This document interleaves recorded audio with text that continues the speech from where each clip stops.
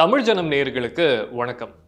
ஈரானோட supreme leader அலி காமினை அவரு X தளத்துல ஒரு பதிவு போட்டிருக்காரு. அந்த பதிவுல அவர் என்ன சொல்றாரு அப்படின்னா, இனிமே ஜயோனிஸ்ட் ரெஜிம், அதாவது இஸ்ரேலுடைய அரசுக்கு கருணை காட்ட முடியாது, எந்த ஒரு ஜயோனிஸ்டும் தப்பிக்க முடியாது என்பது மாதிரியான ஒரு பதிவை போட்டிருக்காரு. இந்த பதிவுக்கு என்ன அர்த்தம்? அதாவது ஈரான் இஸ்ரேல் மேல பேரழிவை ஏற்படுத்தும் ஆயுதங்களை பயன்படுத்த போகுது, அதைத்தான் அலி காமினை மறைமுகமா தன்னுடைய எக்ஸ் பதிவுல சொல்லியிருக்காருன்னு சர்வதேச சமூகத்துல ஒரு பதட்டம் எழுந்திருக்கு. அது எப்படி?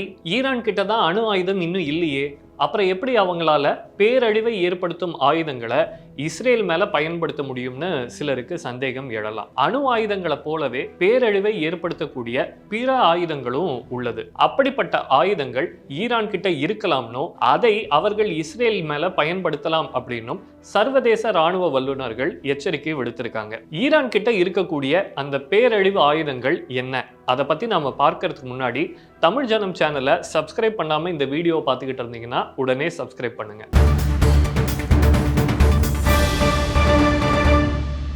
அணு ஆயுதங்கள் இரண்டாம் உலகப் போரின் போதுதான் கண்டுபிடிக்கப்பட்டுச்சு அப்படின்றது நம்ம எல்லாருக்குமே தெரியும். ஆனா முதலாம் உலகப் போரின் சமயத்திலேயே கெமிக்கல் வெப்பன்ஸ் ரூபத்துல வெப்பன்ஸ் ஆஃப் மாஸ் டிஸ்ட்ரக்ஷன் பயன்பாட்டுக்கு வந்துருச்சு. இரண்டாம் உலகப் போரின் போதும் ஜெர்மானிய வீரர்கள் கெமிக்கல் வெப்பன்ஸ் மூலமா எதிரி படைகளை கொத்து கொத்தா சாகடிச்சு பல மோதல்களை ஜெயிக்கவும் செஞ்சிருக்காங்க.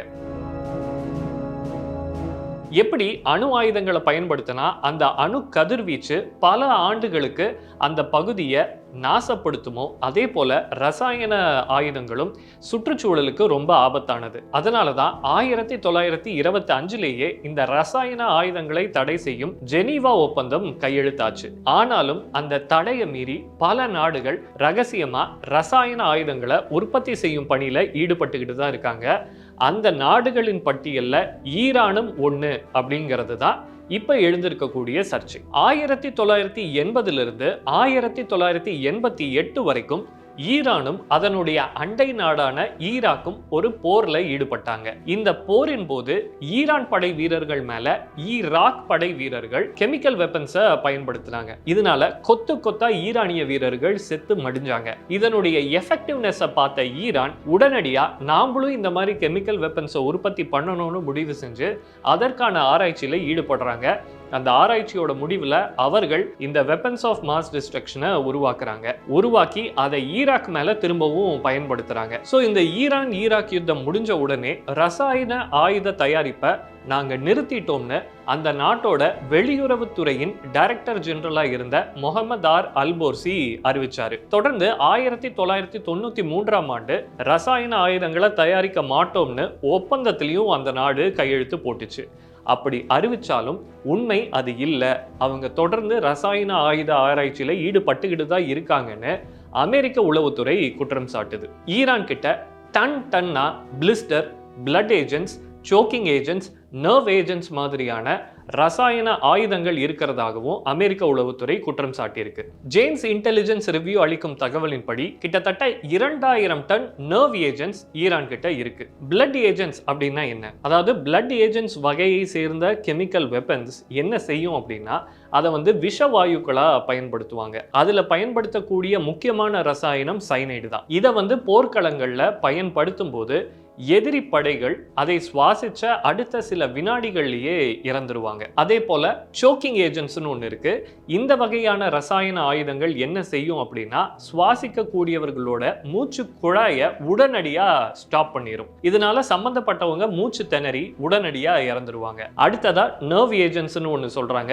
இந்த நர்வ் ஏஜென்ட்ஸுக்கு நாம பயன்படுத்தக்கூடிய கெமிக்கல்ஸ் எல்லாமே நரம்பு மண்டலத்தை பாதிச்சு உடனடியா மரணத்தை கொண்டு வந்துடும். ஈரான் நாட்டுக்கிட்ட நாம மேல பார்த்த அத்தனை வகையான ரசாயன ஆயுதங்களும் இருக்குன்னு கடந்த 2000ஆம் ஆண்டே அப்போதைய அமெரிக்க உளவுத்துறை தலைவராக இருந்த ஜான் லாடர் அமெரிக்க காங்கிரஸ் கிட்ட ஒரு ரிப்போர்ட்டை சப்மிட் பண்றாரு. ஜான் லாடர் கொடுத்த தகவல்கள் எல்லாமே உண்மைதான்னு உறுதிப்படுத்தும் வகையில 2002ஆம் ஆண்டு CIA அமெரிக்கா காங்கிரஸ் கிட்ட ஒரு ரிப்போர்ட்டை சப்மிட் பண்றாங்க. இப்போ பிரச்சனை என்னன்னா, ஈரான் கிட்ட கெமிக்கல் வெப்பன்ஸ் மட்டும் இல்ல, நாம பார்த்த இந்த வெப்பன்ஸ் அத்தனையையும் இஸ்ரேல் மேல வீசக்கூடிய வெப்பன் சிஸ்டமும் ஈரான் கிட்ட இருக்கு. உதாரணத்துக்கு அவங்க கிட்ட ஷஹாப் 3 அப்படின்னு ஒரு மிசைல் இருக்கு. அந்த மிசைல் 1300 கிலோமீட்டர் ரேஞ்ச் கொண்டதா இருக்கு. அதே போல இமாட், கடார், செஜில் அப்படின்னு சொல்லிட்டு மேலும் சில மிசைல்ஸ் இருக்கு. இந்த மிசைல்ஸ் எல்லாமே கெமிக்கல் வெப்பன்ஸை கேரி பண்ணி இஸ்ரேல் மேல கொண்டு போய் போடக்கூடிய தன்மை பெற்றதா இருக்கு. இந்த மாதிரியான கெமிக்கல் பேலோடு கொண்ட மிசைல்ஸை ஈரான் இஸ்ரேல் மேல ஏவுனா நியூக்ளியர் டிஸ்ட்ரக்ஷனுக்கு சமமான டிஸ்ட்ரக்ஷன் இஸ்ரேல்ல நடக்கும் அப்படின்னும் எச்சரிக்கை எழும்பி இருக்கு. அமெரிக்க அதிபராக ட்ரம்ப் முதல் முறையாக பதவி ஏற்ற போதே organisation for the prohibition of chemical weapons அப்படின்ற அமைப்புல தன்னுடைய நாடு சார்பா ஈரான் மேல ஒரு புகார் அளிச்சிருக்காரு. அதே போல யுஎஸ் டிபார்ட்மெண்ட் ஆஃப் ஸ்டேட் 2019ஆம் ஆண்டு ஒரு ரிப்போர்ட்டை வெளியிடுறாங்க. அந்த ரிப்போர்ட்ல அவங்க என்ன சொல்லியிருக்காங்க அப்படின்னா, ஈரானியன் மிலிட்டரி இமாம் ஹுசைன் யூனிவர்சிட்டி, மலக் அஷ்தார் யூனிவர்சிட்டி இந்த 2 பல்கலைக்கழகங்கள் மூலமா தொடர்ந்து கெமிக்கல் ஏஜென்ட்ஸை உற்பத்தி பண்ணிட்டு இருக்காங்கன்னு சொல்லியிருக்கு. இதுல இன்னொரு சுவாரஸ்யமான தகவல் என்ன அப்படின்னு சொன்னா, ஈரானுக்கு இந்த ரசாயன ஆயுதங்களை தயாரிக்க தேவையான மூலப்பொருட்கள் அனைத்தையுமே கொடுத்து உதவி செஞ்ச நாடு வேற யாரும் கிடையாது, சீனா தான். இஸ்ரேல் போர் உச்சகட்டத்தை எட்டி இருக்கக்கூடிய இந்த நிலையில ஈரானுக்கு எந்த ஆபத்தும் நடந்துடக்கூடாது என்பதற்காக சீனா தொடர்ந்து கெமிக்கல் சப்ளைஸை அதிகப்படுத்தி இருக்கிறதாகவும் உறுதிப்படுத்தப்படாத தகவல்கள் வெளியாகி இருக்கு. ஒருவேளை ஈரான் இஸ்ரேல் மேல எதிர்பார்த்த மாதிரியே இந்த கெமிக்கல் வெப்பன்ஸை பயன்படுத்திடுச்சு அப்படின்னு சொன்னா அதனுடைய ரிசல்ட் ரொம்ப கோரமா இருக்கும். இதுவரைக்கும் உலக நாடுகள் நியூக்ளியர் வார்ஃபேரை மட்டும்தான் நினைச்சு பயந்துகிட்டு இருந்துச்சு. ஆனா ஈரானினுடைய அச்சுறுத்தல் கெமிக்கல் வார்ஃபேரை நினைச்சு ஒரு புதிய அச்சத்தை உலக நாடுகளுக்கு கொடுத்திருக்கு. இனி என்ன நடக்குது அப்படிங்கிறத பொறுத்திருந்து பார்ப்போம். நன்றி.